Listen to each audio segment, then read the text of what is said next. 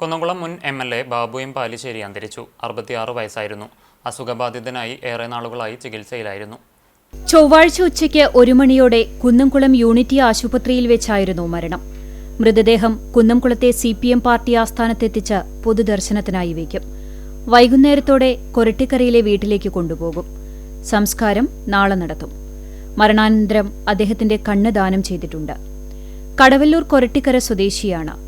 2006, 2011 എന്നീ 2 കാലഘട്ടങ്ങളിൽ തുടർച്ചയായി കുന്നംകുളത്ത് ഇടതുപക്ഷത്തിന്റെ MLA ആയിരുന്നു.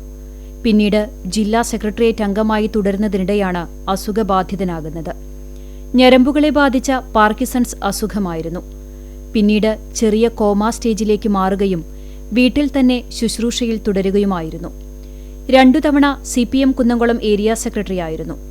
ദീർഘകാലം DYFI ജില്ലാ സെക്രട്ടറി, DYFI സംസ്ഥാന സഹഭാരവാഹി, സംസ്ഥാന ലൈബ്രറി കൌൺസിൽ അംഗം, കടവല്ലൂർ പഞ്ചായത്ത് മെമ്പർ, കടവല്ലൂർ പഞ്ചായത്ത് പ്രതിപക്ഷ നേതാവ്, CITU സംസ്ഥാന സമിതി അംഗം തുടങ്ങിയ പ്രധാന ചുമതലകൾ വഹിച്ചിട്ടുണ്ട്.